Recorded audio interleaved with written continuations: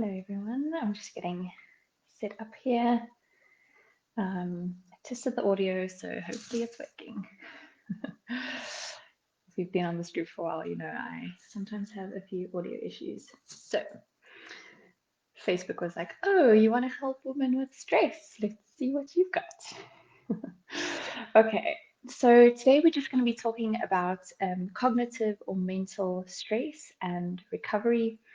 I'm Sarah. For those of you who don't know me, I am a health and recovery coach for fellow female clinicians. And I'm really excited to be talking about this topic because I often say that um, healthcare providers are mental and emotional athletes, and we need to be recovering like mental and emotional athletes as well. So I sometimes use the analogy, bear with me, I know nothing about being a professional cyclist.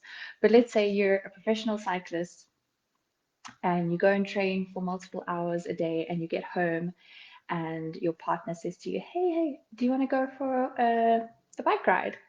You know, it doesn't feel like that would really be something that would happen or something that would make sense. And yet in our mental and emotional stress and recovery, we don't kind of think of it the same way. So one of the things that I really just want to start encouraging you to do is just think of yourself as a mental and emotional athlete so that you really are prioritizing that recovery. So I have my notes up here just in case you see me looking off to the side. Feel free to comment on anything that you resonate with, or just share your own experiences that we can all kind of see what each other's going through. And any questions that you have, you can also just pop them into the comment section. And if you're watching live, say hi. If you're watching the replay, hashtag replay, and let me know if there's anything you'd like to comment on. So the one thing that I just wanted to start off with is like, why do we want to prioritize our mental or cognitive health and recovery? So we can think about it as what are the kind of emotions or the states that come with prioritizing this, right? So if you think of being focused, you think of being present and engaged, you think of kind of a single-minded focus on something versus being distracted, a bit scattered, not being able to focus on something, feeling overwhelmed mentally, all these kinds of things. And just think about the experience of that. If there's any of those that you feel like, oh my gosh, I experience it so often, please do let us know. But think of that mental state of just feeling scattered and overwhelmed and distracted and unable to kind of process information. You feel like you have kind of brain fog or just just overwhelmed by the amount of information, decision fatigue, all those things. Just think of like the actual human experience of having that all the time, or a majority of your time, or feeling calm and focused. You can feel present and engaged. You feel kind of, instead of that kind of scattered all over the place, you have a very single minded focus on things. Just think about how different that actual experience of your life is between those two things. And then on top of that, think about the kind of clinician that you are when you're feeling present and focused and engaged versus the type of clinician that you are when you are not feeling that way. And just think about the type of healthcare provider that you'd like to go to. So I think I posted about this earlier today, but that false kind of paradox or dichotomy between, oh, I'm either prioritizing my own health and recovery, or I'm kind of showing up for my patients and I'm being the best provider I can be. And I'm trying to sort of bridge that gap of like those two things are not as in opposition as we sometimes think they are. And actually, in prioritizing your mental health and recovery, you are showing up as the clinician that you actually want to be. And then on top of that, you are having a better quality of life yourself. So that was the first thing I want to say, just why this is actually important and why we want to be prioritizing this. And then just thinking of all the ways that you, all the stresses that you might have cognitively or mentally. So think about the amount of information you have to process in a day, the amount of information you have to recall either from your training or from that specific interaction with someone, the patient or the colleague. Think about the amount of decisions that you have to make in a day. Sometimes, or for some careers and some people, that these decisions can be quite high stakes as well. So just think of all the things that you're doing on a daily basis as a clinician and how much mental and cognitive energy that is requiring of you. I really kind of started to notice that this was the main area where I had a lot of stresses. I feel like I have quite a busy brain all the time, and I'm very highly introverted. I can't handle like a lot of stimulation in my environment and with other people. And so I like quiet, I like space. And then in combination with those kind of natural underlying kind of personality factors, in the recent, what has it been now? Almost 3 years. I have been living and working in the Netherlands, and the volume of patients is much higher than I had when I was working in South Africa. And then on top of that, of course, I'm doing all my patient and colleague interactions in Dutch. So just like a lot of mental load that I wasn't used to previously. And for the first time, I was experiencing like that feeling of just feeling like brain overwhelm and like this fogginess, like I wasn't able to focus and I wasn't able to process information. I felt like my brain was just like full and it could not take in anything more. So this is an area that I'm definitely kind of working on a lot and focusing on. And I'd love to know what kind of mental stresses you have in your situation, in your practice life. So when we start talking about health and recovery, in this particular area, in cognitive or mental stresses, we want to be thinking about the two different aspects of it. So think about, you have your brain itself, and that has certain physiological needs. It is an actual like structural tissue that has certain needs. And then you have the more intangible, sorry, earphone falling out. Then you have the intangible stuff like your thoughts and your beliefs. And both of these things need recovery. I should say thoughts and beliefs, as well as like all the information that you're processing. So I kind of think of these two things as we want to be supplying both of them with what they need. So when you think of the brain tissue itself just as a structure that has physiological needs, this is where we start talking more about things like sleep, things like nutrition, and there can be specific areas that you go into specifically in nutrition that are particularly for brain health, but just in a general sense, good nutrition, sleep, and regular movement or physical activity. So those are the more kind of basic physiological needs that the brain has.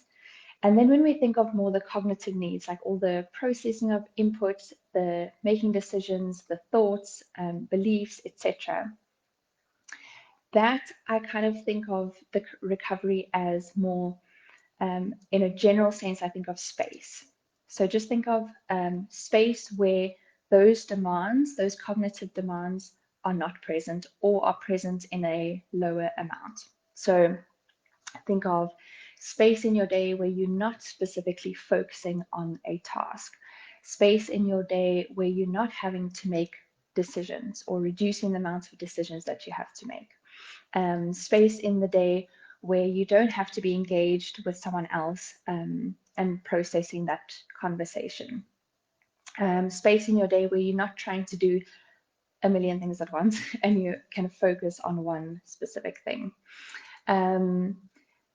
Space in your day where you are, let's say, preparing cognitively. So increasing your ability to focus for longer periods of time, increasing your ability to take in more information, whatever that might look like.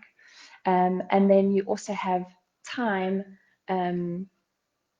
where you are let's say, for example, processing either information from that day so that you're not kind of carrying it through to the next day, or you're just trying to think about your what kind of thoughts and beliefs, what things came up in that day that you want to process.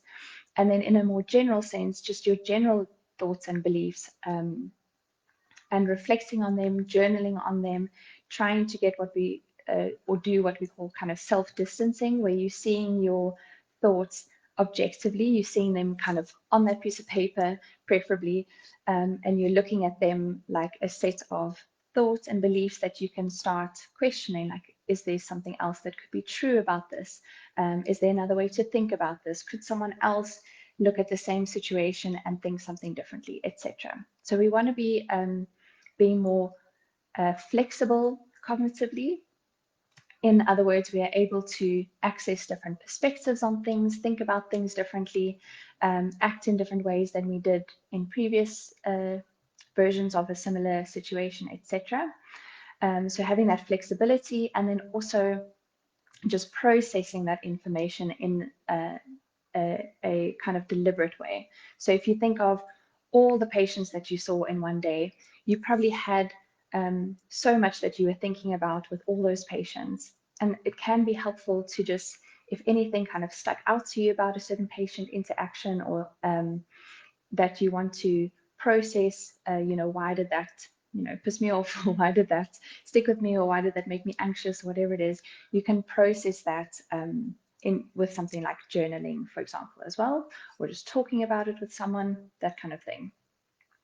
So the two different things, the brain itself, a structural thing that has physiological needs, and we're focusing mainly on things like nutrition, sleep, and movement, and then the actual cognitive processes, the information, thoughts, the focusing, all that kind of stuff, and what does that need? And I generally think of that as like spaciousness or space, time where the demands are either less or non-existent.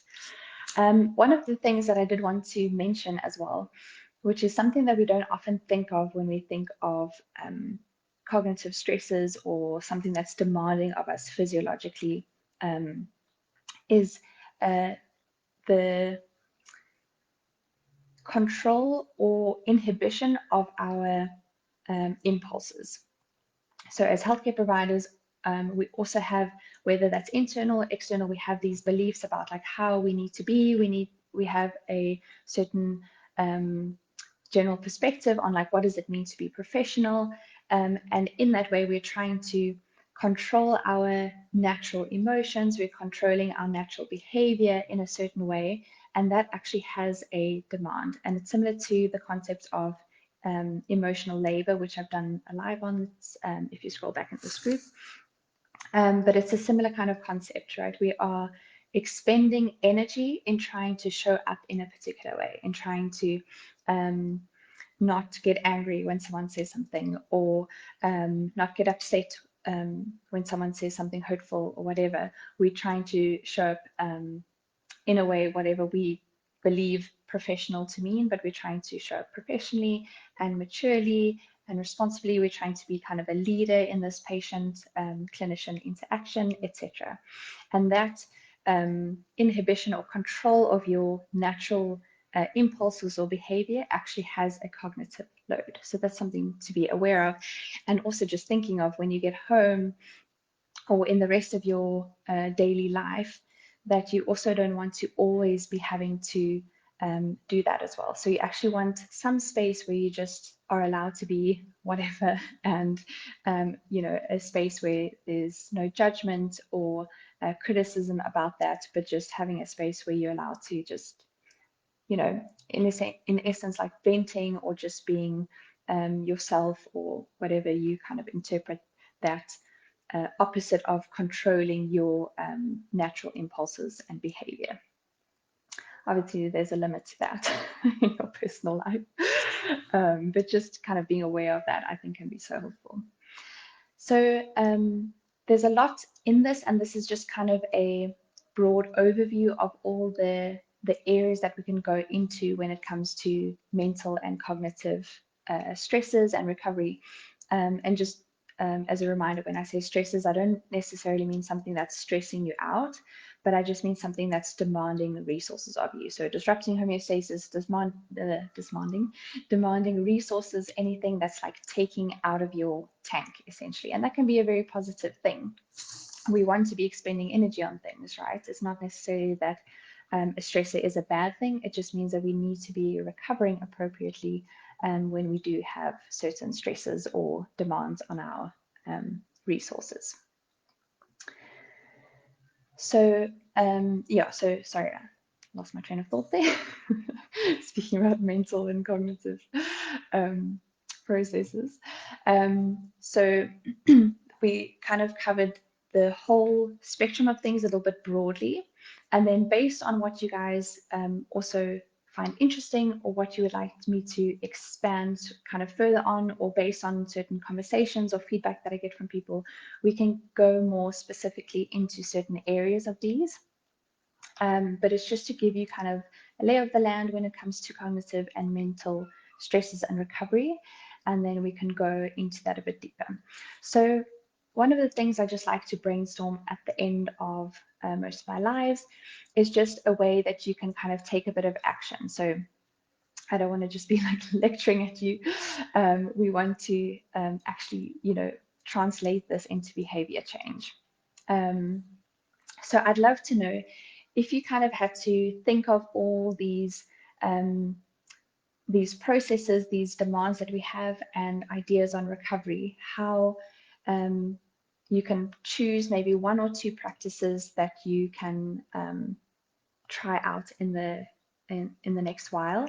And I like to, for this particular one, you can choose something on the side of the cognitive or the actual structural brain health, the physiological needs of your brain, and then also on the side of more the processing and input aspect, like the cognitive, the intangible processes of your brain, and pick one on each side, a certain practice that you can do, and type it in the comments, and we can all kind of keep each other accountable. We can brainstorm ideas with each other. We can think of different ways that we can incorporate these practices into our daily life and at work. And I just wanted to mention, when you're brainstorming a practice, just make sure that it isn't an outcome. So it's an actual behavior that you can do. So for example, what I mean by that is I don't want the practice to be, I'm going to get better sleep, because we don't have control over whether we get better sleep. We have control over an actual behavior, like I'm going to try and go to bed at the same time every evening for the next week, or whatever it is. Or I'm going to reduce my screen time before bed, whatever the practice is. Make sure that it's an actual behavior and not just a general outcome. If you're not sure, just type it in and I can always give you feedback on it, and we can find like a specific practice that you can try and do. But yeah, just think of one on the kind of brain side, anything to do with sleep and nutrition and movement.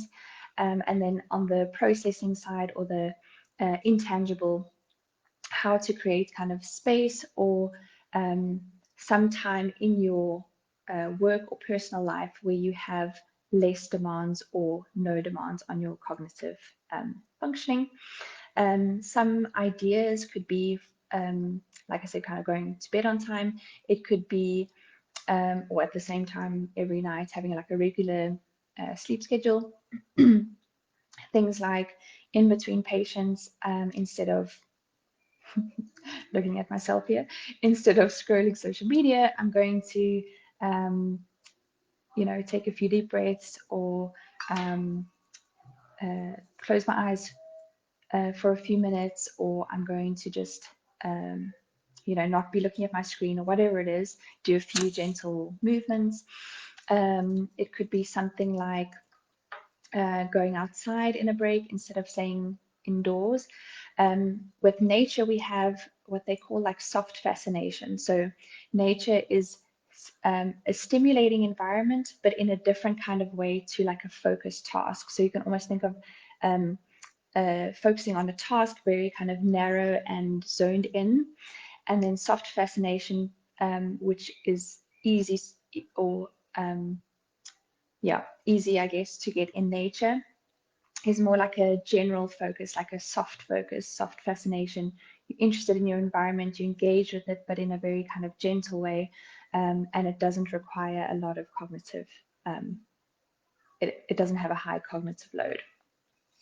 So things like that, going outside for a while, or maybe not taking your phone with you somewhere, so that you just have kind of brain solitude instead of scrolling.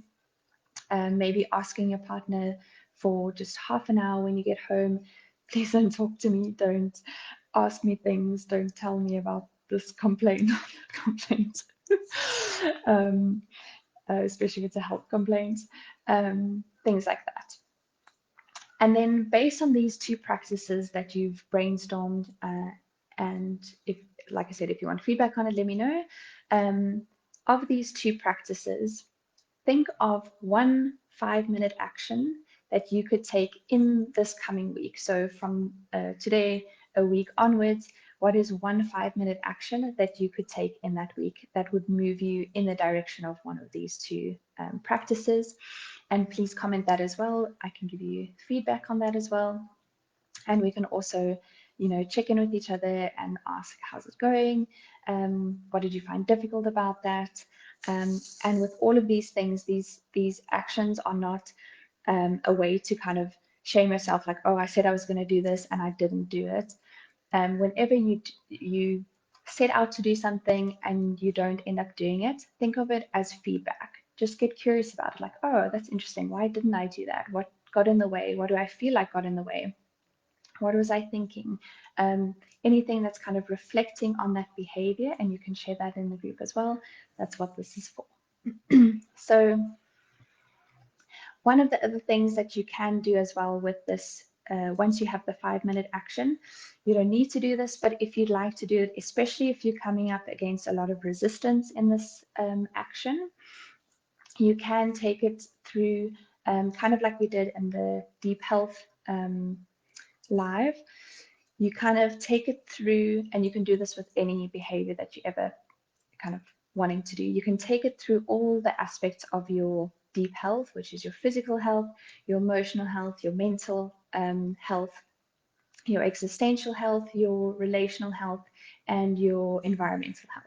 And you can take it through all of these, almost like you kind of filtering it through all of these aspects of your life and your health, and you're looking for, where are there resources, where are there things that can strengthen this, where can I look for things in these other areas that can help me take this action, where are there things that might be barriers or something that's competing against this this action that I'm trying to take, etc.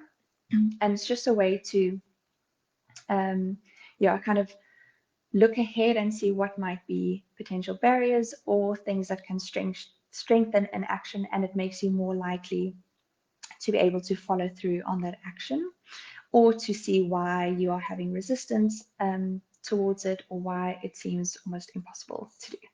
So that's a bonus. Take it through those things. Let us know what you found and what you discovered when you were reflecting on all of this.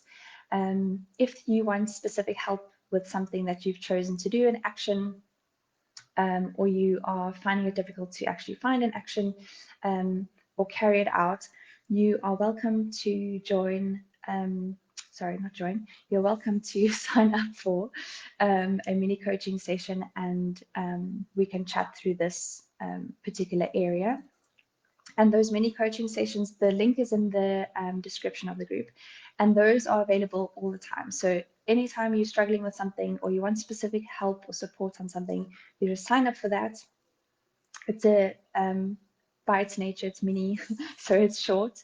So we're not trying to solve your whole life through these like mini sessions.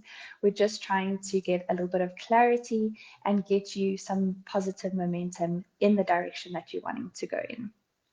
So sign up for that if you're having trouble with any of this, or just comment your thoughts and your reflections on this live.